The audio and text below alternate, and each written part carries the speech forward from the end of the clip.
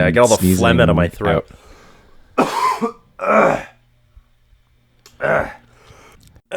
Wow, holy crap. Welcome. You are entering a strange realm. A realm of what ifs. What if movies, television shows, and video games were better, worse, bizarrer, or downright different? What might they look like? Find out on today's episode of CineCasters. Welcome back to the CineCasters. This is the show where we watch movies and then pitch them back to each other in order to try and deconstruct the themes and goings-ons and stories and arcs and acting choices because we wanted to, well, maybe because we just wanted to talk about it, or because we thought maybe there was a stronger theme or a smarter story to be had than the one we got. Not because we didn't like it, but maybe because we just wanted to talk about it. I am Janglez, and I'm joined today by Nate. Hello. We're going to talk about some goings-ons in some movies. Going to talk about some goings-ons in some movies, specifically one movie, which is actually a whole bunch of movies, when you really think about it. We're going to be... True, yeah. Today we're looking at Ready Player One, which, funny story... Okay, yes, so do tell. The actual story. So if you're just tuning in, if you're not like a long-time listener... a couple weeks ago, I had decided that we were going to do Ender's Game, thinking that it was this movie. And then I watched I watched Ender's Game and was like, this isn't what I thought it was at all. And then I looked it up and was like, oh, that's because it's the wrong movie. So then I told Nate about it and he was like, oh, okay, well, we should do that movie too. So we did do Ender's Game.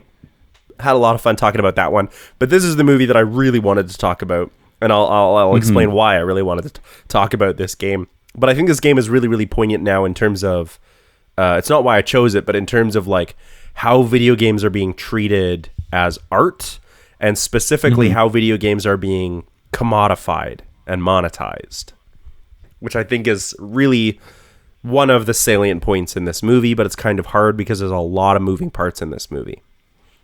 And a lot of movies in this movie. A lot of movies in this as movie. you said. Yeah.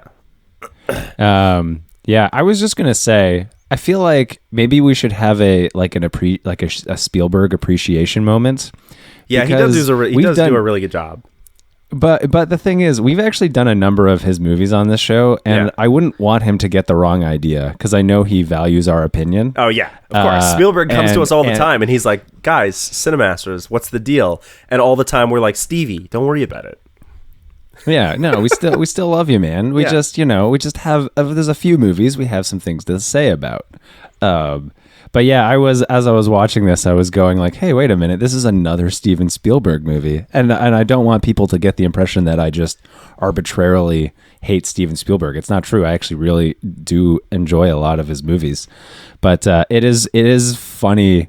It is interesting to me that I actually think he might be the one director who's probably appeared over all the movies that we've done. I think his movies have probably like dominated the list. Dominated our list, probably. You're probably right. We've done a lot of Steven Spielberg. I couldn't even think of all of them off the top of my head, but we've done a lot of Steven Spielberg. And I will say, like, to his credit, I liked this movie. In some ways, I did really liked this movie. I thought the story was actually pretty tight right up until the very end, which we'll talk about. But I thought right up until the very end, I was wholly invested. I liked the story. I thought this movie looked so good, like visually, so good. And it reminded me of Who Framed Roger Rabbit in the way that, like, instead of having cartoon movies, it was like references to all these like video games. Like there's just tons of references to video games and pop culture, which I really, really loved, but it's also why I picked this movie, and which I'll get into later. But but I think this movie's great. I have some problems with like its presentation, but the way that it looks is so great. Even the real world, even though it's like the real world, the cameras in the real world are all done with like this grayscale kind of approach. Like all of the shots in the real world are like very bland to make the oasis pop out. I still think like the stacks is such an interesting take on, like, it's clearly a trailer park, so it's poor, but like the way they're stacked on top of each other, that's such an aesthetic. That's such a cool like visual choice that makes them clearly identifiable, but also instantly recognizable. Yeah, exactly. Yeah, there was a lot of things that was, like for visuals. The one thing that I said, I thought I liked. I mean, I think the staging is really creative. Like the camera work, the way in which your eye is led through a scene, and how you follow a certain character, and the way the camera works and complements that. I mean, it's really remarkable. And I've said this every time we do a Spielberg movie. That's probably the first thing I say. It's like, even though this movie as a whole may not be great, there's still some really amazing terrific shots. Camera work. Yeah. He really knows how to like set shots up so that your eye will follow exactly what it's supposed to, and there's always Spielberg. It doesn't really matter the movie. There's always this kind of wow factor. And my least favorite Spielberg movie is still The Polar Express. Oh, that's Robert Zemeckis. Are you sure? I am sure that's Robert Zemeckis. It is, but I'm pretty sure that's an Amblin Entertainment. No, so he at least produced it. So I think he's a producer, but yeah, Robert Zemeckis directed it. Yeah. Interesting. Okay, well, he and Zemeckis go way, way, way back anyway. But yeah, because I was going to say that's my least favorite Spielberg movie. But if it's not a Spielberg movie, then it doesn't matter. But it still looks visually impressive. I've never had a problem with the way Spielberg makes things look. Yeah, exactly. Yeah, and I feel the same way. And actually, that's a good point about the trailer parks too, because it tells you a lot about the world too. Like they have to start building things on top of each other because they ran out of space. But also, I just think because I interpreted it. It's like, I mean, that's of course where you get it, but I think it's so like instantly you understand the vibe. This is trailer trash, right? Mm-hmm. But at the same time, you also understand like we don't do this in the real world, so there's like this sort of, I don't know, futuristic trailer punk, if you want to call it, you know what I mean? Like that kind of vibe. Like it's we still even poor people have to like adjust their mindset when it's the future, right? We have to find ways to make it work. It's very, very interesting. Yeah. What I do think is that this movie has a lot of themes that it doesn't do a great job of landing at the very, very end. Yes. Yeah, I have some thoughts on that too. Because throughout the whole film, I was pretty invested. I liked what was happening. I actually, at first, I hated Artemis as a character. Oh, interesting. She's so stereotypical, like, I'm the female one, you know what I mean? Right. And it's just like, exactly. I have to be the cool, badass female. But then her character sort of like changes and then becomes not that when we meet her in the real world. Like I was getting whiplash about that. But then I really came around on her towards the end. Like once we get to know her, I was like, okay, I'm invested in her and I'm invested in their story. I did feel like we could have done more to make her character less of a, female love interest for Wade. She needed her own arc, and she just still does a lot of cool stuff. But I needed more from her in terms of like what her arc is, and does she complete what she needs? Because when when Wade gets the Easter egg and becomes the sole proprietor, certainly they take down IOI, but what is she? And yes, that's part of her arc, but we never see the fallout of her arc, right?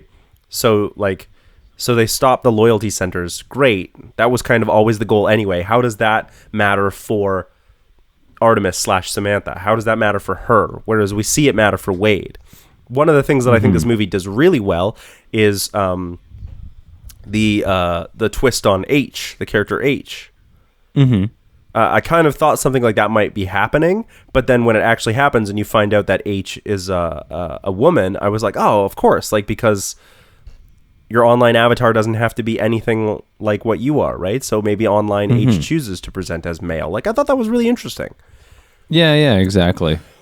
I thought I sort of anticipated some kind of a twist like that coming. Yeah, so did I. But I felt like there was more they could have done with that. As like there was a part of me that wanted to hear like why from her, like why she chose to do that, because I think that's in and of itself like that reversal tells a whole story. Yeah. And I thought, I I kind of would have liked to have explored that a little bit more. I understand it's, it's a 2-hour movie. You can't explore everything, but I don't know. You could have made your fight scenes a little shorter. Yeah, there are some big fight scenes that I feel like didn't need to be that big. I'm still not quite really certain what IOI's plan was, like Sorrento. Was it just to like make more money off of the video game? Because that's certainly so he could control the opposing corporation. That's what I thought it was. If you win, you get the shares in the company. Yeah, but I felt like Gregarious Games wasn't really. I mean, it wasn't. That's what I'm saying. Is I felt like it wasn't clear. Okay. That's fair. Yeah. It wasn't super clear to me. Like really a thing. Yeah, Gregarious Games wasn't really a company anymore after they had like dissolved and the creator had died because he was such a recluse, which isn't really how video game companies work. But also, like IOI was. Where I couldn't tell if they were like making video games or if they just wanted to like monetize the game. Like it was a little unclear as to what the goals were. So like in my pitch, I made it very clear like what IOI does and how they're connected to the Oasis. It was because I struggled with some of the motivations behind characters that weren't Wade. Yeah, I did too. I'm not even really certain actually what Wade's motivation is. Well, I think that's really ultimately, that's one of the things where I feel the movie kind of, it's very generic, really, and very cliche. And I think that's what causes it, is because really, like, by the end, so a very generous reading of this movie is, like, it's all virtual, it's all fake, we're going to play up the cliche to sort of remind you of the fact that what you're watching is also fake. But I don't think that's what this movie is going for. No, I think that's a very generous interpretation of what's going on. And in fact, one of my biggest problems with this movie is at the very end, they sort of go like, oh, we're going to shut down Oasis on Tuesdays and Thursdays because the real world is where real happens. Like anything in the Oasis isn't real. And I was like, then what the fuck was the point of the last 2 hours? Yeah, Don't give me something and then tell me it wasn't real. Like, I know what you mean when you say real, and I disagree with it. I did a lot of this in my pitch, and this is where we get down to why I picked this movie. Okay? Okay. Yes, go for it. And it has to all do with the idea of real and meaning. Okay? Mm-hmm. So everything that happens in the movie, or in the Oasis, is real. It mattered to someone, which means it has an effect on you. Mm-hmm. That makes it real. Sorry, guys. I'm still getting over a cold. So that makes it real. It matters, right? It doesn't matter if it isn't, like, if it's still a hobby. You know what I mean? If it's just a hobby, then it doesn't matter. It's still real. It's important to you. That makes it real, right? In terms of meaningfulness. But then we run into some weird issues, like, so whether it's in the game or out of the game, it doesn't matter. Both are real, right? Both of them matter. But then we run into some weird issues around, like, if people can go into debt because of what's happening in the game, then that makes it even more real. So now your game actions have real world consequences. So we're not talking about, like, it doesn't matter that it was a hobby before. If it's affecting the real world, then it's real. Those consequences are real. So we've actually like gone between the border of like what is reality versus what is augmented or virtual reality.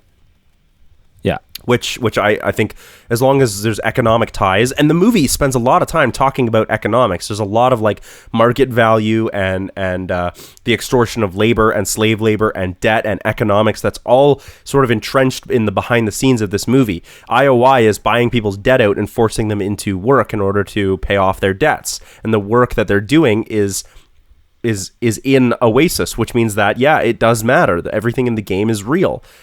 And then...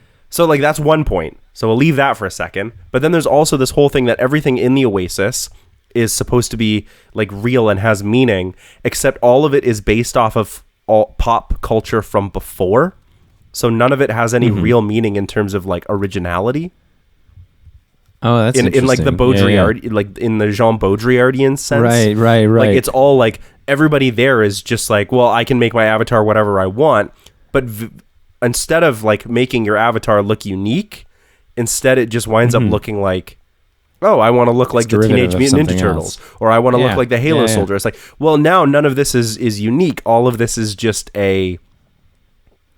a lack of meaning, as Baudrillard would call it, the desert of the real. The desert of the real, yeah. Right? Which means, like, certainly your actions have consequences in the Oasis, but nothing has meaning because it's all just an amalgamation of other things.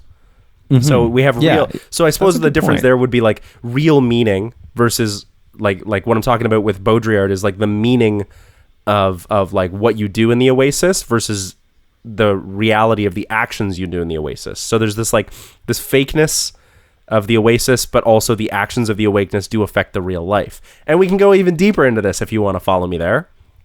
One of the sequences from this movie that I really like is the whole Shining thing. That's one of my favorite parts in the movie. I really like that. I loved that. I thought it was a really interesting way to sort of be like, really hey, cool. Like pop cultures, but at the same time, I also hated it. I was wondering, how much of that was just because you hate horror movies? No, The Shining is one of the few horror movies I've seen all the way through. Actually, I've seen The Shining three times all the way through. And if the fact that they focus on the zombie lady is the part that's my least favorite part of that movie in terms of scariness, but it's such an effective scene, so I understand why it works. I'm just a scaredy cat. But my problem with that whole Shining sequence is that it's an appropriation of art in order to like go into this whole idea of like to go one step deeper, not just the video game being the desert of the real, but the movie itself is now the desert of the real. It's an appropriation of somebody else's art in order to tell a story for that one sequence. Right. And I love The Shining and I love what they did with it, but at the same time it's also like now you've changed the value of The Shining by changing its value in this movie. It now becomes like one segment of this movie. It now becomes a place that people can play in and have changed in order to like, it's been co-opted for the story. And one part of me is like, brilliant, loved it, please do that again. And it's treated with reverence and you can tell it's treated with reverence. But another part of me is also like cynical and is like, this is just more desert of the real.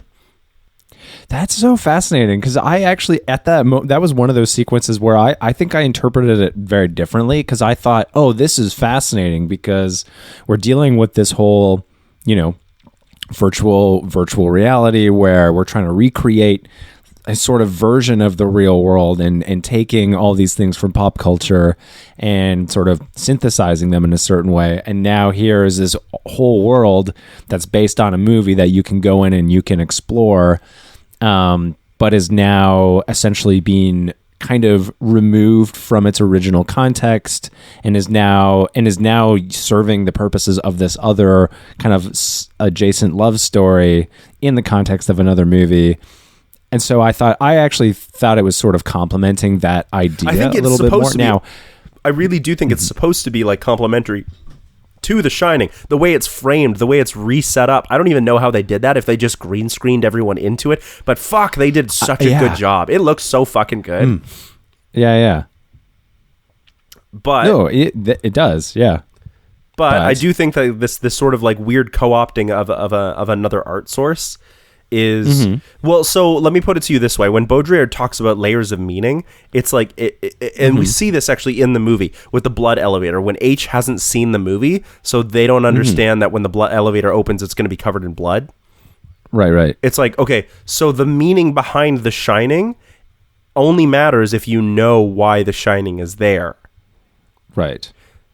And so all of a sudden it's like, well, what are we trying to do with The Shining in this movie? If you haven't seen The Shining, then you don't get what the point of this scene is, the point of this sequence is.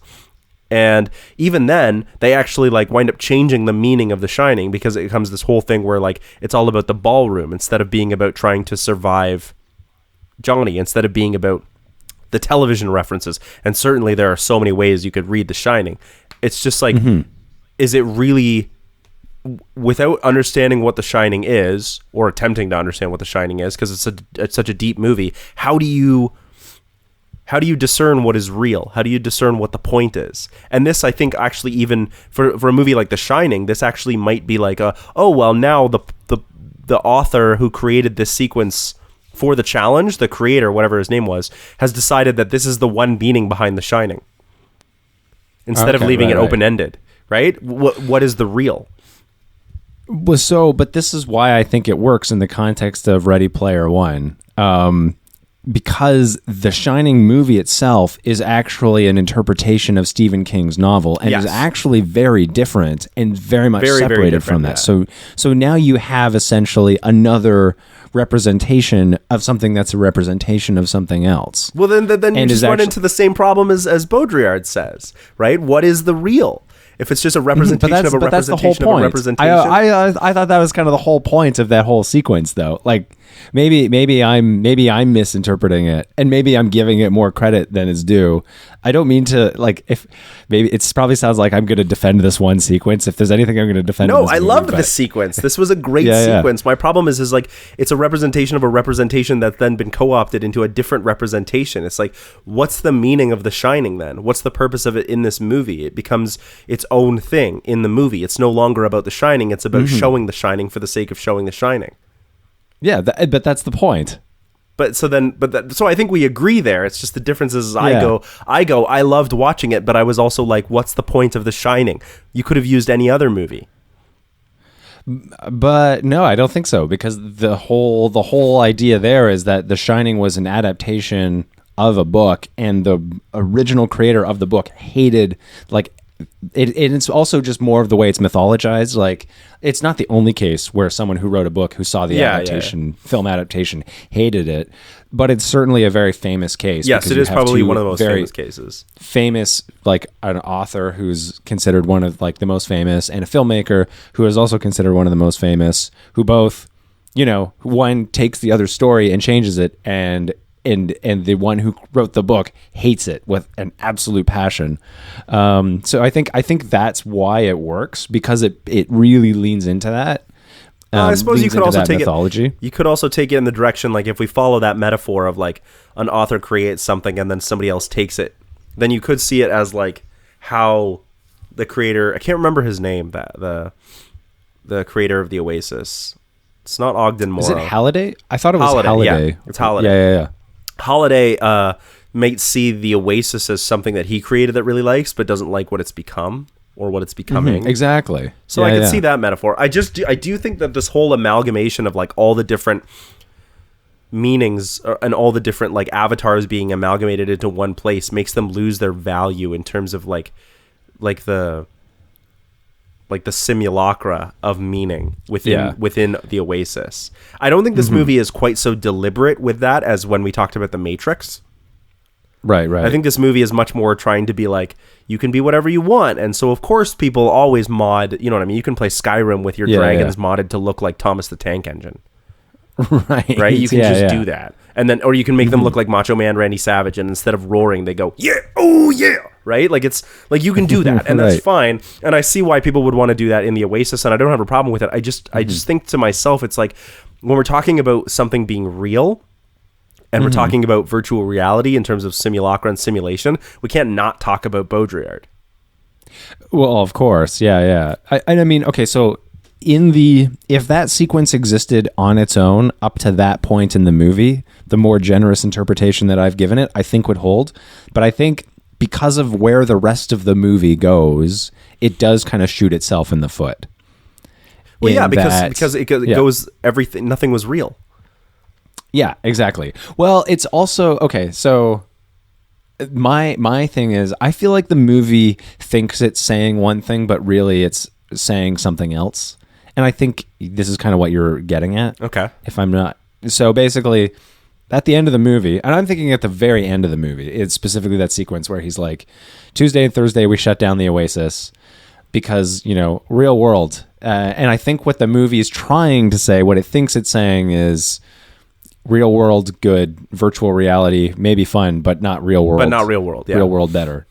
But I think what is actually implicit in the final image is reality is basically if you're lucky enough and you're white and you're privileged, you're able to enjoy a version of reality that's super idealized and actually just as fake and is actually based on just the same fake ideals that's created this virtual reality. And so where the movie fails for me is right at the very end when it's like, aha, real world better. because it's real. But you're going, but wait a minute, this real world you're living in is very much like a fantasy. Like this is not it's not real at all per se. It's very much a it's an idealized idea of what reality for a specific person would look like. Oh, you mean as a movie?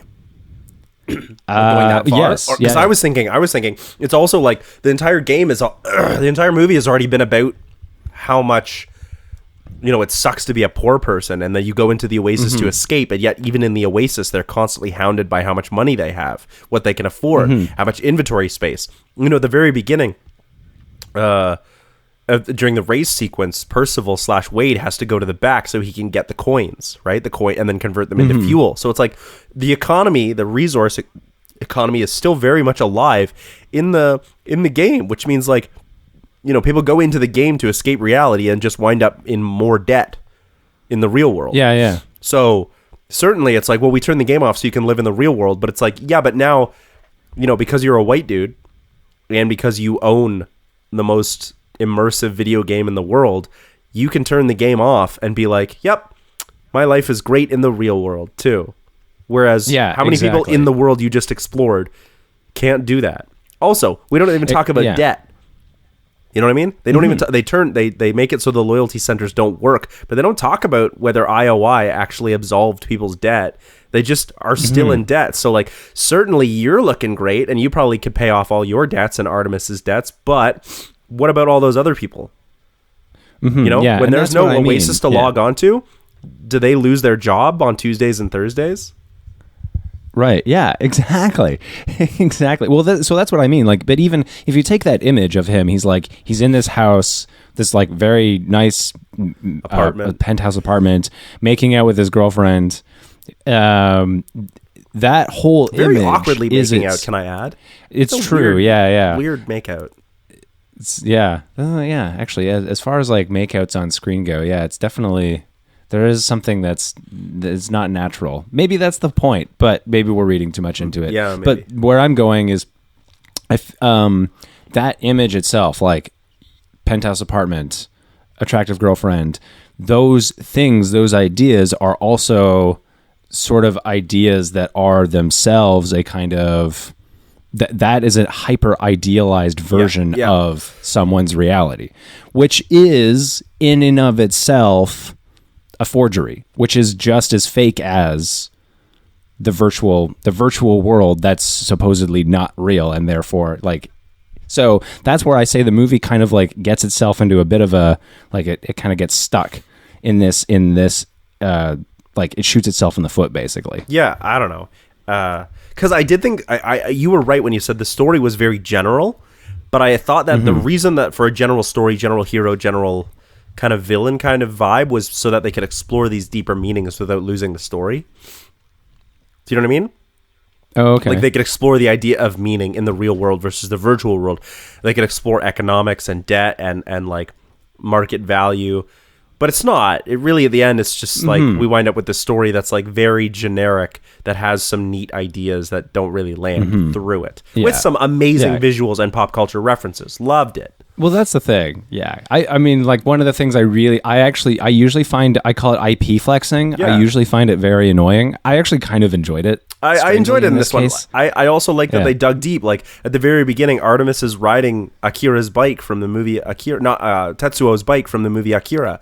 That's fucking great, man. My problem that I have with that is they didn't do the bike slide. They didn't? Well, there's a scene where she sort of like slides underneath the truck. Yeah, doesn't she slide under a truck? But the actual bike slide is him turning the bike sideways to stop. And that bike slide is like so famous, like as a shot, right? It was used in the Matrix, like it gets reused. But it comes from Akira, and it was like you're gonna have the bike and not have Artemis do the bike slide. Like, come on, like, but I mean that's a small thing. But like they set up I actually didn't know that was Akira. That was the bike from Akira. Yeah. That did not connect for me. Okay, yeah, that's Tetsuo's bike from Akira. So like there was a bunch of stuff in there where I was like, oh, and like King Kong, the dinosaur, like just pop culture reference. but I did find the way that it was integrated was pretty cool. Like I found it very, very fun. Even the battle sequence, like if you can play video game bingo. If you pause some of the battle sequences, you can be like, oh, there's all these characters from all these video games. Yeah. Halo was prominent. The Teenage Mutant Ninja Turtles were in there. At one point, I think you can see Ruby from the Ruby franchise. Like it's pretty crazy. Okay. And Ruby is not well known. So I also liked the Iron Giant. That was all set up because the Amblin. Yeah. But I also just love the Iron Giant. I like that Giant? IP flexing, as you call it. It reminded me of the way it was handled in Roger Rabbit, where it was carefully done and it wasn't overtly done. Right, yeah. Well, I'd say it was pretty overt, but no, but it wasn't like in your face, like look at all these crazy things we got. It was handled in the story well instead of just being. It fit. Yeah. There is one thing that I really, really did not like about this movie in terms of the IP flexing, and it doesn't have to do with the Desert of the Real and the Baudrillard, although that is part of it. Right. What it has to do with is in the movie, I think IOI is supposed to represent the idea of monetization in video games. I think that's the goal there. Yeah. But the other problem that we have is and then Holiday is supposed to be like video games are just video games for play, right? So they talk about this. There's like the one point where he's like, we could charge people different experiences for how much money they give, and then they have the audacity at one point to show Tracer from the video game Overwatch as like this cameo, and Tracer is famous, or Tracer Overwatch is famous for implementing and normalizing loot boxes as a monetization process in video games. Oh, okay. And it's like, I know why, like Overwatch is super popular, so I know why Tracer's in there as like an icon of that game. She's very iconic from Overwatch, but it's also like that sort of defeats your purpose, guys. Interesting. I didn't know that. Yeah. That was lost on me. You have the audacity to put Tracer in there after talking about how like, ooh, monetization bad, and then show Tracer who help normalize loot boxes as a monetization. Like, oh, that's interesting. Huh. That's a detail I missed. Yeah, there was a lot in this movie. That's why like I thought this movie was great. I thought there was tons of things to like. It was just really the ending that like even at the end when they're playing adventure and it's about the Easter egg. It's not about beating it. It's about playing the game. That's what I got from this. And at the end he goes, but you're not allowed to play on Tuesdays and Thursdays. Yeah. But then you're not playing the game, right? It's exactly. It seems so arbitrary. It just seems so like. That's why I say like it's trying to be like, oh, games are fun, but we should go to the real world. Yeah, it's okay to have a hobby, but it's not real. And it's like, but hobbies are real. You know what I mean? When I play, I learned, spoilers, but I'm doing this as a thing on this eventually. But I learned racism from a game about fantasy and elves. You know what I mean? Like it's a game called Tales of Symphonia, but it had real world effects on me. Yeah. Okay. Because all of a sudden it was like, hang on a second, we don't have any of this in the real world, but the allegory was not lost on me, and it taught me valuable lessons about how we treat other people by telling this grandiose story across like different worlds and fantasy and magic. And all of a sudden I was like, oh, it wasn't even a basic allegory. It wasn't like, oh, these characters represent black people. It was just like, no, these characters are different and we don't like them because they're different. And it's like, like I'm learning something here. And that had a massive effect on me for two dudes who grew up in like the most ruralist, whitest place in Ontario, Canada, right? Like we didn't experience, that kind of bias, prejudice. Like I didn't experience it until I was in high school, where I saw more people of different color just because of where I grew up geographically. But I understood it because of this video game. So to tell me that isn't real, that doesn't matter, is like, that's a loss of a lesson and part of my identity. I identify so much with that video game because of the story it told and the impact it had on my life. To tell me that's not real, that's fucking bullshit. Yeah, exactly. I think both of us reacted very strongly to the ending, and it just seemed to like take everything and just simplify it to the most basic explanation, rudimentary level. Yeah, here's the lesson, and going, well, wait a minute, this just seems so counterintuitive, and it actually seems to contradict everything up to this point on some level. And I also just like have this thing, like there are just other plot device things that I just find annoying. Like, for example, the benevolent wise man who like disappeared and is actually like had a lesson to teach, or like was trying to learn something, about himself along the way.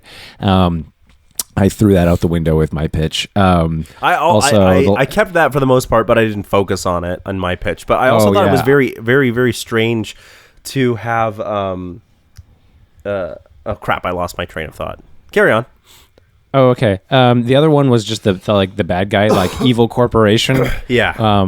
Which I just think is kind of the more that trope comes up in movies, I just think it's kind of in a very like sadly ironic way, also kind of funny. It's like, okay, we understand that this is like being made in the body of a massive corporation. Yeah. And you're going to present this villain as this sort of idea of what like the corporation represents, and it's going to be this like bad guy who goes and who's going to like then resort to violence at the end because he can't do it the normal way, and then he's going to get arrested by the police. And also, where the fuck were the police during the rest of this movie? Yeah, exactly. Like they just show up at the end, like, very end, you're under arrest. Yeah, yeah, the thing with the evil corporation is I think that only works if you explore why corporations are evil, quote unquote. If you just have like this faceless corporation that is evil, then it's like certainly that happens in the real world, but usually it's much more nuanced than that. Why corporations are evil? It's almost like If you want me to get really cynical about that whole trope, it's a corporation, i.e. Hollywood, one of the various studios, presenting a straw man to us that we can all get on board with hating in order to deflect from the fact that they're actually what an evil corporation actually looks like, right? Well spoken. Because look at Monsanto. Yeah. Monsanto has done some amazing things for the farming community, for in lots of different for chemicals and stuff like that. They've done some amazing stuff in the progress of agricultural technology and helping farmers. But they've also killed millions of people. They also, abuse human rights. It's not that simple. I'm not saying Monsanto is good. I'm not saying that we shouldn't think of them as an evil corporation. In fact, I think we should. But I'm saying like to have the evil corporation straw man as a trope is a way of commodifying a straw man argument in order to deflect from what is actually happens in the real world.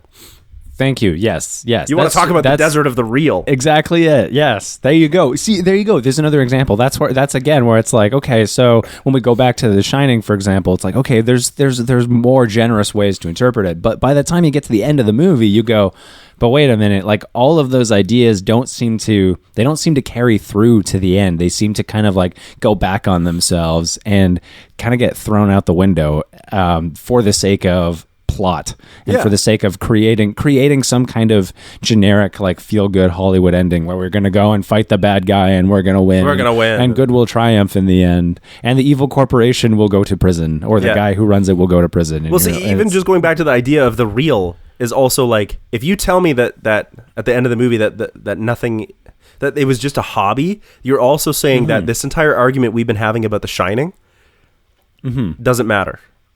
Yeah. Not that either one of us is right. Not that either one of us is right. Like in terms of our interpretation of like the Baudrillardian idea of like, what does The Shining mean in the context of this movie versus you saying like it's a representation of an interpretation of none of that matters because it's not the real. So even the conversation becomes moot. It's like, how can you present me with The Shining in whatever form you want and then tell me that it didn't matter? It didn't matter because it wasn't quote unquote real. That was so frustrating. That's my biggest problem with this movie. I have a couple others that I tried to fix in my pitch. So should we go over any goods?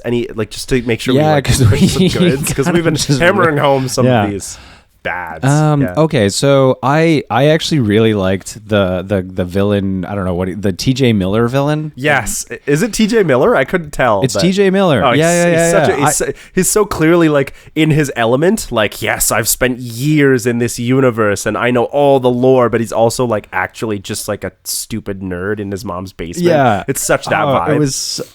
That kind of character I find usually doesn't make me laugh because it's so one note, and they're like, oh, he's a nerd, ha ha ha. But in this case, he had some there were moments where I was like, oh, okay, that's pretty funny. Like I had some genuine chuckles. Yeah. I was kind of hoping for a post-credit sequence where we saw actual TJ Miller get out of climb out of his rig and be like, oh man, there goes all my, you know what I mean? All my power-ups. All my power-ups are gone. And he climbs out of his haptics suit and is and his mom's like, how did it go in the game today? And he's like, I don't want to talk about, you know what I mean? I kind of wanted it. It probably would have undercut the ending, but because the ending was so bad, it doesn't matter. So yeah, exactly. Yeah. Well, it's not real anyway. Yeah. But it just would have been so Yeah, he had some good moments. I said the staging. I liked the staging. So my note was, okay, I thought the first hour of the movie, I was like, okay, this is cool. It was at about the moment where it was actually when he goes and gets kidnapped by Samantha. It's specifically the scene where he's talking to Samantha and he's like, oh, don't worry, I'm not disappointed. I mean, there's something about it that's kind of touching, but I just felt it's and love story. Yeah, they sort of, but you knew that was coming. They had the whole thing with Artemis. You knew that was coming. It was all set up. You knew it was coming, but I felt okay, there's a different direction I went with it in my pitch that I felt like, okay, so you meet someone and then it's and now you're in real life and now you get along and it's she's actually the ideal for you. I just felt as opposed to way too contrived. It never happens like that online. Yeah, exactly. I just felt that was way too contrived. Yeah. I actually, so for me, mine was the opposite. Interestingly enough, I thought the first hour of the movie was really, really good visually, but it didn't grab me in any meaningful way until there was real world consequences. Not to say that stuff that was happening in the game wasn't real. That's not my point. It was just it kept being pretty lighthearted. Oh, we're just playing this game. Meanwhile, IOI is clearly antagonizing and using people. Yeah, and I was like, are we just going to focus on this racing thing? But until Wade had some real stakes beyond just trying to do this because it was a thing to do, I didn't care. That's fair. Yeah. Do you know what I mean? He needed more motivation. The reason he wants to get the egg hunt is because every time you find a key, you get a bunch of money that can help pay off his aunt's debt. Yeah, he's gonna move out of the stacks. He's gonna help his aunt. They're gonna leave his this creepy boyfriend that her aunt is with. They're only together because they help pay debts. But if he can win one of these keys, they can move out of the stacks. You know what I mean? Okay. Now there's stakes. It's more than just an escape for him, but there's stakes for it. Yeah, that's fair. Yeah. I mean, I think that's a good point. Yeah. For me, the first, right up until once they do the dance sequence, most of this movie was just all visuals, all form, no function. It looks stupendous, but I was why am I invested? Are we just doing this as a thing about people in a game having fun? Because that can be worthwhile too, but I feel like there's more going on here because they keep talking about IOI. They keep talking about the Sixers, which I have no idea why are called Sixers, because there's more numbers than just six. You know what I mean? I needed more. I think the reason why I was intrigued was because I was expecting some kind of Matrix reversal. Now, obviously, we know that they're in a video game. They know they're in a video game. And I was sort of expecting, some other kind of some other kind of oh, okay, but you didn't know this, and they were going to pull the wool out from over your eyes. I did think about doing this in my pitch. I did think about doing this in my pitch because I thought it would be funny, but I thought it might be too much like The Matrix. Do you know the scene where they trick Sorrento into thinking he's in the real world, even when he's in the simulation? Yeah. I kind of was expecting all of a sudden it was oh, so you know how you did this to us? It turns out that IOI has actually built a simulation inside of Oasis in order to control people. So there's actually no debt. They've just been creating a simulation of the real world in order to stop people from logging out of the game. So I thought the I real was sort world of is maybe actually a waiting for something simulation. like that. I was actually waiting for something like that, and I was maybe disappointed when that It's a didn't simulation of a simulation. Exactly. Yeah. It sounds kind of ridiculous, but there was a part of me that More was like ridiculous. This is where it's ha ha ha. Yeah, exactly. But I also, although okay, I think it was specifically that whole like the way that love story was kind of forced. I just felt that was very contrived. But it was when the Shining sequence came on, I just thought like, wow, this is this is really cool. Yeah, the Shining sequence is really next level because so far it's been all like video game stuff. But I really did kind of enjoy The Shining. I think that really elevated the property. What I will also say is I loved the end sequence on Planet Doom with the big temple, and then it turned out to just be like an emulator of the Atari on like a TV cart, and you just had to play the Atari. There's something about the icon or the imagery of this huge fantasy world, but it's all brought down to this simplistic, roots of what it means to play games. Yeah, I like that too. Like there was definitely some imagery in there that I thought was really, really creative. I also did like when they first showed the Post-it note, like the password as I thought, oh, that's funny. I didn't realize that was actually going to come back later. Yeah, the fact that he has his password on the desk. When I saw that, I was like, oh, that's like. I kind of think it did work in the story, to hack into his computer, it came back, which is just good storytelling. But when I first saw that, I was like, oh, that's a funny idea. They're like, okay, like our bosses are so stupid. They have to like keep their passwords on Post-it notes, or like just how many of us have to do that. It was like, oh, what's my password again? Oh yeah. So I tried to fix one other problem in my with my pitch. I thought that the curator giving Percival / Wade a quarter as an extra life was way too convenient. Yes. Like, he certainly earns it, don't get me wrong, but it's like, oh, here's your quarter, and then it's like, oh, it's an extra life. And I get the symbolism between a quarter and being an extra life from classic arcades, but it's also sort of like, so the only reason he wasn't destroyed was because he happened to, solve a riddle? He was the only one? Yeah. Nobody else had a fucking quarter on them? So that was one of my other criticisms. I felt like there were times where I was like, wait, no one thought to go backwards. Like everyone's done this race a million times. At a certain point, someone's going to go, whatever. Like I'm just going to try something random. If you can't win it, then you might as well try something ridiculous. Like go off the rails, man. Fucking hack the game. Exactly. And I kind of, there were some moments where I just felt like the clues and the mystery itself was there was a sort of contrivance about it that I just felt was very obvious, and I had a hard time believing that other people hadn't solved it. But I mean, I get, I can suspend my disbelief to be like, okay, whatever, it's a movie and there's a mystery, and for me, Shining, okay, well, this is cool. Ooh, The Shining. I think for me, the Shining part was really the part that got me. The epic battle at the end, I think, focuses too much on the action sequences and not enough on the meaning.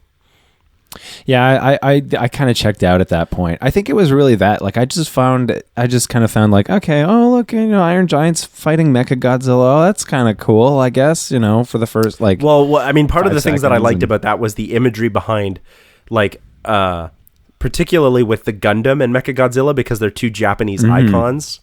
Right. Of giant robots, like classic kaijus, and where else are you going to see like classic Zero Gundam fight Mechagodzilla? That's some good imagery there. What I also liked about the final battle scene was that sort of every main character that we have going on. So we're seeing Sorrento's point of view. We're seeing Samantha / Artemis, and we're seeing Wade / Percival, and all of them are doing things in the real world and in the video game world at the same time. So it's a lot to keep track of, which I did think was really interesting in how they show that all happening. I just think it was a little long. Like, get to the point, guys.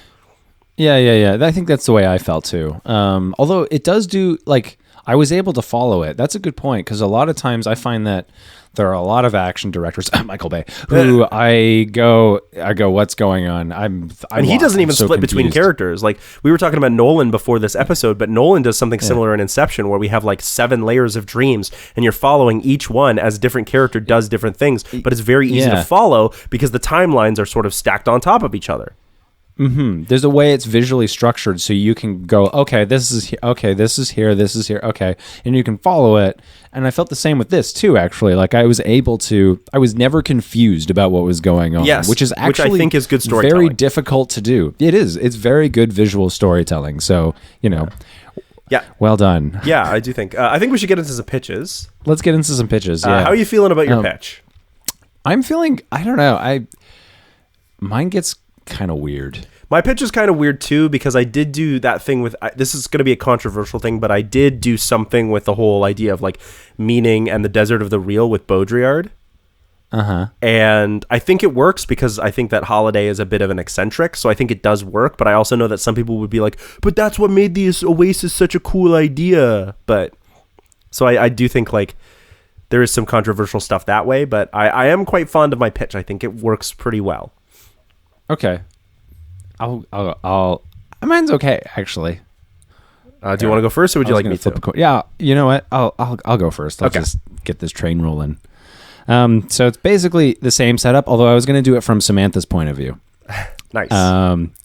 I'm cursing you on the inside right now because I sort of did the same thing. Sort of. Oh, funny. Yeah, I had a feeling that we might both do that.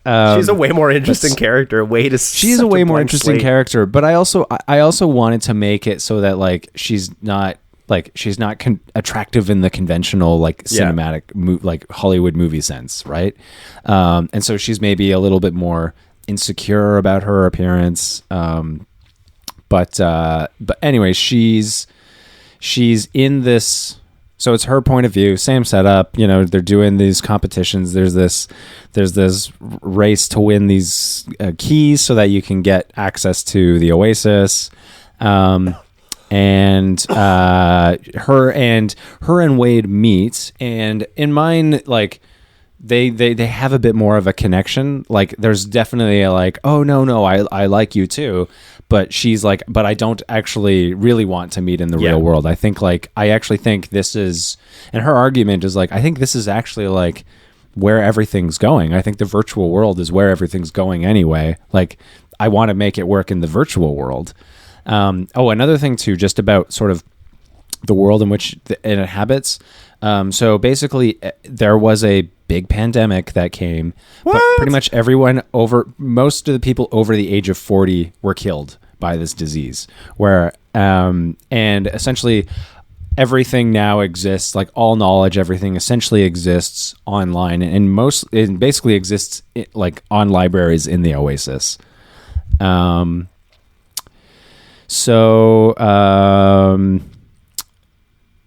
They Wade and Samantha, they meet up, they do the clues, they do the shining thing.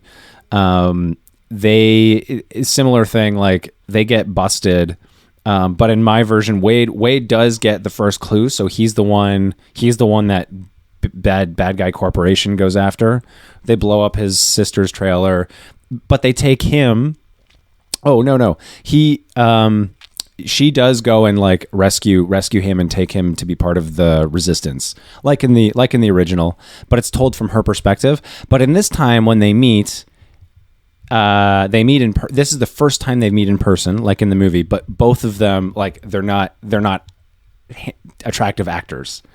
But they, even though they like meet in person and they still like, they're not like completely turned off from meeting each other. But it's awkward. They don't actually know how to interact in real life. So they decide that they're actually they actually do get along better in the virtual world. So they end up spending more time with each other in the virtual world anyway, even though they are now physically in the same space. Yeah. Because they like the idealized versions of themselves better. Exactly. So it pretty much goes the same way from this point on. They get busted, although in this version, Wade gets taken to the loyalty center and he has to work there. And she's the one who basically, like, they lead the charge or whatever. Sure, we can have the big battle. They go and, you know, Wade goes and like escapes from the pod and then gets back into the Oasis. And that all can play out more or less the same way, although it's Samantha who now plays Adventure, and she wins. Okay. So, she wins. She goes to Halliday's apartment. There's another detail I forgot to mention. During the research, she starts going, I'm starting to wonder if Halliday is actually real. Yeah. Like, I don't know that Halliday is actually, like, the clues are pointing to the fact that Halliday doesn't actually exist. Like, it's a fabricated person. Is actually that's actually a fabricated reality. So, you know, she wins Adventure and she's in Halliday's apartment in his bedroom and she's like, oh, you won. Wow. Look at you. You're so great. Oh, look, there's me, little kid, me playing video games. Look at me. And then she goes, oh, hey, so Halliday, I just want to know, like, were you actually real? And the Oasis shuts down. Ooh. So, at this point, basically, the Oasis shuts down and the world starts descending into absolute anarchy. So Wade and Samantha go into hiding, and it's basically like society is slowly coming unraveled because nobody knows what to do anymore because everything had slowly moved online. Anyway, so the Oasis soon reboots. And everyone logs back into the Oasis, like, yes, our like reality, like normal has been restored. Yeah. So they go back, but it's just exactly as it was before, and the challenges aren't there. The whole challenge thing is completely gone. It's not part of the Oasis. And Samantha is like exactly where she was before any of the challenges. It's like it's almost as if everything that had just happened has been completely erased. Undone. Yeah, has been completely undone. So, but the other thing is, Wade still has to actually go into the loyalty center. Like this is, and in my version, it's not like they're laying charges. I thought that was kind of a weird thing, like that they're like laying charges for something that we don't actually see what it is that they're doing. It's the bridge that they blow up when the Iron It is Giants, the bridge. Yeah. Okay, it's the bridge. I just thought it was kind of like, well, couldn't they have AI that would do that? But in what I was thinking is instead it's like really menial things that you would do in video games. Like, so there's like a mini game that he has to play. Yeah. Well, he has to play a mini game over and over and over again. That gets money, and then that money goes out of his account to pay for like whatever debt he's accrued. But it's basically it's like you're doing. It's just like this repetitive thing you're doing over and over and over. And I like over again. I just thought that made a bit more sense. Anyway, so we're back in the Oasis, and Samantha is contacted by the curator, who in the original is played by Simon Pegg. He's the guy who shows up at the end and is like. Ogden Morrow is the character's name. Okay, yeah. So that guy, I had him listed as the curator. Anyway, same person. It is the same person. Okay, anyway, so she's contacted and he's like, "Hey, congratulations for winning the game. Like, come on down." But she's actually like goes to the like the company still exists. Yeah. But everyone was under the impression that he and Halliday had both died, and it was like the company was just sort of running on its own. So she's like, "Oh, like I didn't realize you were actually still alive." So she goes and she meets him, and basically, what happened was they years ago during the pandemic, when everything slowly went online, in order to incentivize people to like get onto the Oasis, they created this whole game. Yeah. And they created this character named Halliday, who was like, and they created this whole story for him, and they imagined that he died. And they basically said, look, if you can go on the Oasis and you can win this game, then you can inherit everything. Yeah. And so that was what they did to incentivize people to play, was create this system of reward. But they didn't think anybody would actually solve it. They made it like just like it seemed solvable, but it was actually impossible, or so they thought. Which is why when she finally solved it, like it was deleted. And so they had to spend those days refixing the system while they tried to figure out something else. Basically, Holiday never existed. It was the curator all along.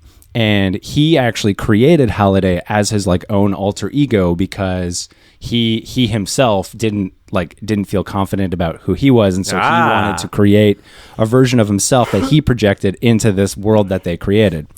Anyway, this is where it gets kind of creepy. So basically, he's basically look, so he's really old. He's one of the oldest people on planet. He's basically connected to a machine, and he's being kept alive by machines. Whoa. And he's basically Samantha, I've been following your progress throughout this game.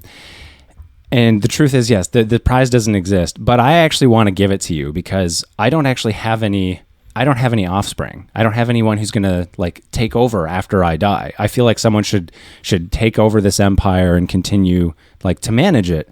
So, Samantha, will you marry me and have my children? Whoa, that's creepy. And she's no, I will not. So she leaves. But he's so angry about it that he basically bans her from the Oasis. Whoa! And basically in the Oasis, there are very strict rules for people who are hacking or trying to hack the system. And she's labeled a hacker and she's banned from the system. So now she has to struggle. She has to figure out how to live in the real world, but everything has moved online. So she doesn't know what to do. She's trying to connect with Wade, but Wade also they only seem to get connect online. Yeah. So that relationship starts deteriorating. Anyway, this is so good. I haven't mentioned H yet, but H is part of the story up to this point. So Samantha goes and talks to H. And is in the real world, and is H, I'm not allowed online anymore. They booted me off. And she tells H, this is what happened. And she's I've been trying to tell Wade. I tried to tell everybody else, but nobody believes me. But H believes her. And H tells her no, I believe you. Basically, okay, so this is where I kind of basically what happens is it's them and a bunch of other women gamers who then get together and figure out a way to get Samantha back into the Oasis. And so basically they get back into the Oasis. I haven't figured out all the specifics, but they basically get into the Oasis and they basically are able to tell everyone that oh, so by the way, Holiday's not real. The whole thing is actually run by this guy named the Curator, who is not dead, who's alive, who's actually very much a creep. And they basically he finds out about this, and so he just shuts down the Oasis for good. Yeah. And so now everyone has to live in the real world because there's no more Oasis, and it's full of garbage, and there's shit everywhere, and it's polluted. Because they left it. And everybody has to figure out how to live in the real world, and then it ends. Yeah. Yeah, I thought about doing something similar at the end where it was all of a sudden everybody dies in the real world because they'd let the real world deteriorate. Yeah. It was Oasis is just empty all of a sudden. People are dying out. What's going on? And it turns out it's because they've been dying in the real world due to effects of global warming. Right. Because they let the real world go to hell. But no, I went in a different direction. I really liked that. Thank you. I think that Samantha actually works as a stronger character, and you'll see that I did something similar, but I did it in a unique way, I think. Okay. So my movie starts out the same way with Wade talking about his life and how he lives in the stacks. He works two jobs in order to help his aunt pay rent. But in his free time, he goes into the Oasis where he hopes one day of making a big score. But it used to just be a hobby, but thanks to a company called Innovative Online Industries, or IOI, they created it's not in the Oasis, but it's an online illegal market. So the Oasis was built to just be a video game where all the currency was in the video game. But like other games like World of Warcraft or Diablo, there was an online market created separately that's technically not sanctioned by the company, Gregarious Games, not sanctioned by the company, but where people pay for in real world money for items from the game. And this started this whole modding community where people would exchange, money and vice versa for lots of different things. And Holiday initially wanted modding to be a thing, but he didn't want it to be where people created old stuff. He wanted it to be where people created new stuff. But this centralized market, this illegal market IOI created in order to make money and advertise they basically were like, well, now we can set up this modding community to make like, oh, you want to look like this like Master Chief from Halo? We'll have someone make that for you, and then you can buy it and then import it into the game for real world money. So it was this whole thing like that. So all of a sudden, like, an IOI have now been like, they've become so big that they've actually lobbied the government to make like debt corporations legal, like more legal. So they had a bunch of money. So they lobbied the government. So IOI is basically like buying people's debt and then forcing them into labor in Oasis. And they can do that because they're just repaying debt. Now, it's in mine, it's less like slave labor. You're not locked into it, but it's like you're forced to repay the debt, so you might as well be locked into it. It's just not a physical locked in. Like, you're not locked into the pod the way that we saw Samantha. It's just like you have to in order to pay off your debt. But so the Oasis is where you can become and do whatever you want, and the avatars are from all over pop culture now because of this modding thing. There's also the challenge the creator of the game left, Holiday, left. So it's meant to be a place where you could be anything digitally, but because it was created by Holiday, he left this Easter egg where anyone could like take over the game. So Wade's aunt gets mad because he spends too much time trying to win this competition, and it's a pipe dream, and what she really needs is him to focus on the real world so they can get out of debt. But Wade is like, if we like got this money in the real world, I could exchange, or in the visual world, I could exchange it through IOI. Like I could help us. And she's like, no, you need to focus on the real world. So the whole thing with the race happens, and Artemis shows up, except she's an actual, not a terrible person, because I felt like she was just such a jerk from the start. And she's like actually this like idealized like female character, not a badass, but just idealized female character that you're like instantly want to, like Wade instantly wants to be with. And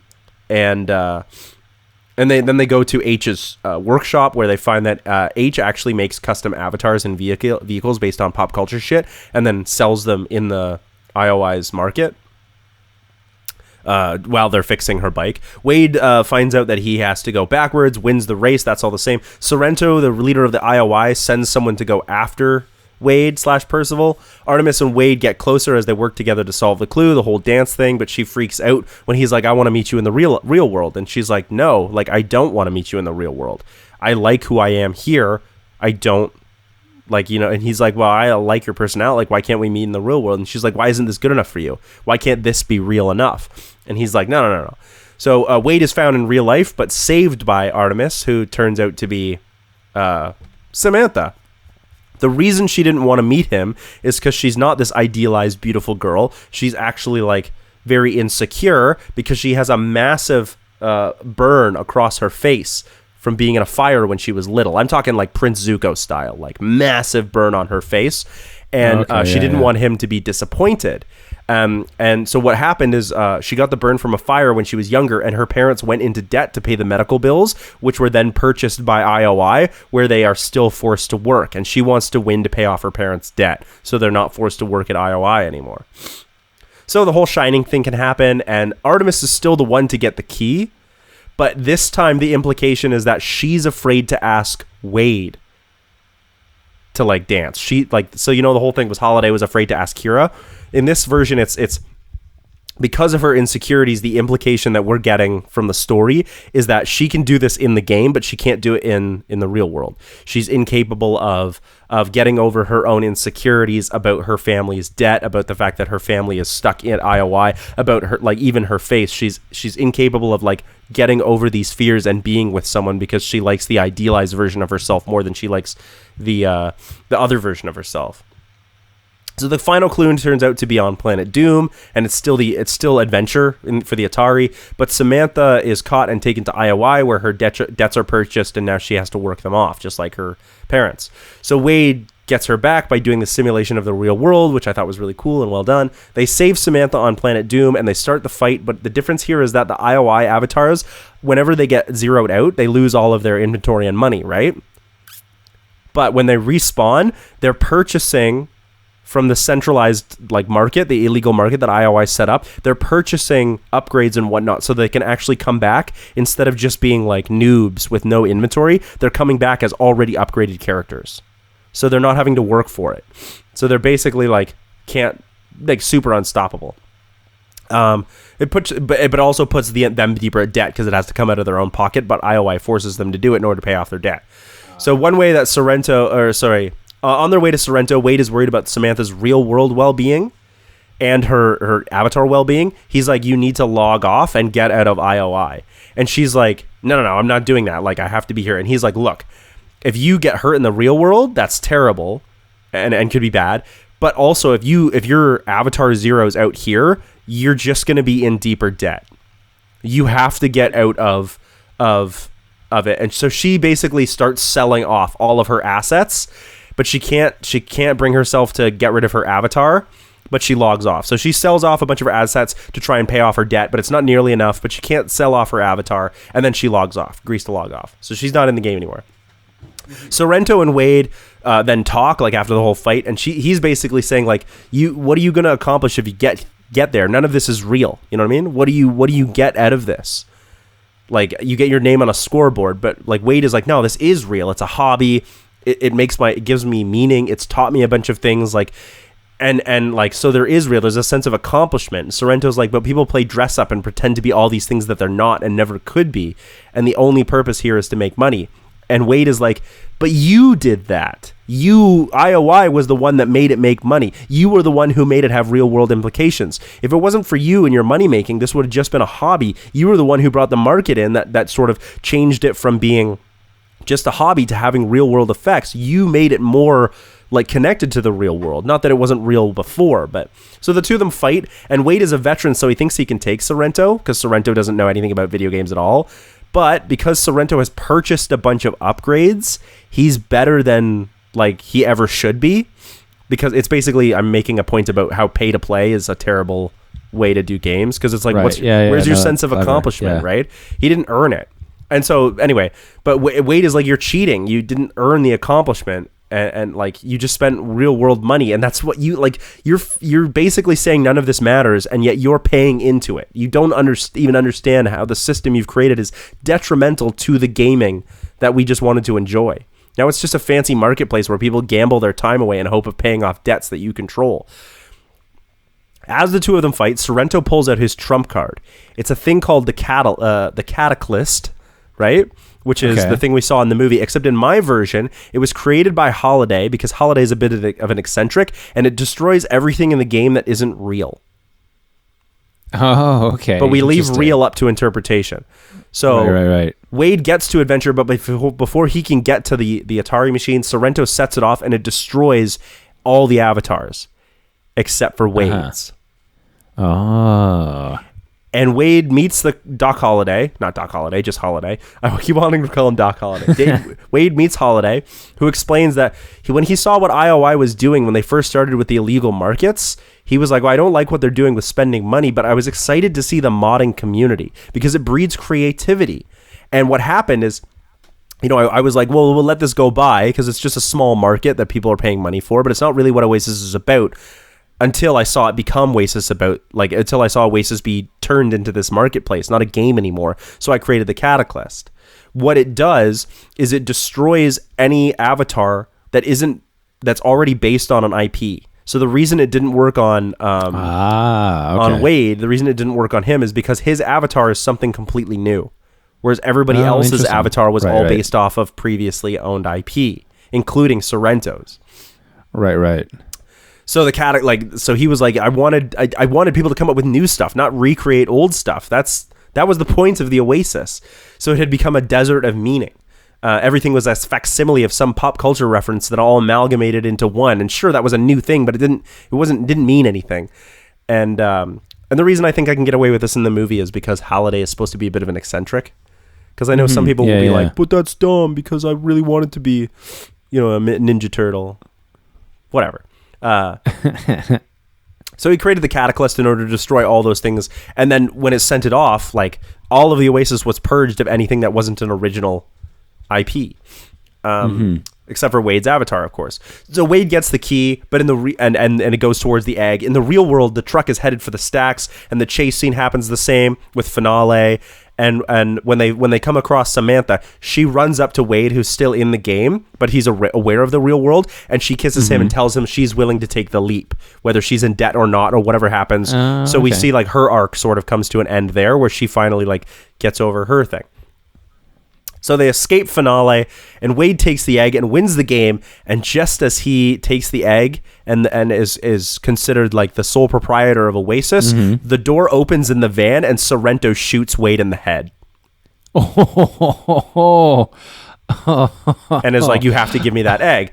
So Oasis is now effectively in disrepair because no one owns it and no one knows how it's being run. And only new avatars can be used because of the cataclysm. Like nobody has their old shit anymore, and the battle caused huge damages. And Samantha is basically heartbroken because her boyfriend was shot in front of her. Shot in the head. And there's like an online funeral for Percival / Wade. But Samantha is like, she can't bring herself to log back in until the very last moment. And when she logs in, Percival is waiting for her. And she's like, what the fuck? And he's like, because when we use haptics, all of the stuff we feel is then sent to us like neurally, and we feel it physically through our devices. Oasis knew that it needed a proprietor, so as soon as I touched the egg, it loaded all of my information, my haptic, neural, and like memories back into the game because it knew it needed a proprietor. So like until I choose to pass it on, I exist in the game now, just the way Holiday did. But Artemis is like, well, I can't, like, how does this work? You're not real. Wade is dead. And he's like, I'm not the original Wade, but I'm not any less real. I have all of his memories and everything, but I'm not any less real. I still care for you. I still want to be with you. We don't even have to be idealized versions of ourselves. We can just go on adventures, and I have so many things I want to share with you in the Oasis, and like, I just want to, really, I don't even need those things. I just want to be with you. And if you're willing to join me and the other High Five members who are still there. So the epilogue mirrors the beginning, except instead of Wade's voiceover, it's Sam's voiceover, as she explains that they put a stop to the black market exchange of goods endorsed by the modding community, but they did allow modding. They just wanted it to be like new stuff. You're allowed to mod new stuff, make new things.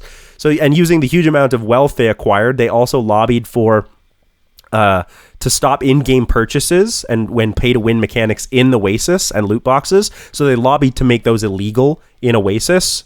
Or, well, they don't have to lobby to that. They can just make them illegal in Oasis. But they also lobbied to make them, like, illegal in other games by lobbying the government. Right. And debt. They did that, too, by getting rid of a lot of the debt that people had. So the epilogue then ends with Sam logging herself onto the Oasis, returning to her Artemis avatar, where she then joins the other High Five, but particularly Percival, and the two of them embrace and share a real moment of love, showing that she believes he is real and that she's willing to take the leap to be with him. Aww. Yeah. Nice. Yeah, I felt cool. I felt like the way to make this meaningful was to make the virtual world of Oasis feel real in terms of like the emotions that Samantha has connected to it, because now it's the only place she can be with Wade. So if she doesn't believe it's real, then he's not real. And I was like, we need the audience to believe that, and I felt like the best way to do that was, I know a love story is cliche, but it's a really, maybe too easy, but it's a really easy way to make your audience connect with characters. So if we make it so Samantha wants to be invested in Wade, then the world has to be real. Maybe it's just real for her. Maybe I can't convince everyone, but at least you feel like why she would want it to be real. Right. Yeah, you feel her investment. Yeah. I like that. Nice. Yeah. I don't know. I was also, I'm a sucker for the love story. I thought it was trite, but I didn't think it was poorly done the way I've seen some. I just thought Artemis was a shitty character for the first hour. Yeah, I think they were playing with the whole like, oh, she's a badass trope. I felt like she was, oh, but she actually has a heart of gold. She was way more interesting when she was vulnerable. So I tried to make her more vulnerable in mine. Yeah, where it's like she has real stakes more than Wade does. Sure, Wade's in debt, but he has a place he can go home to.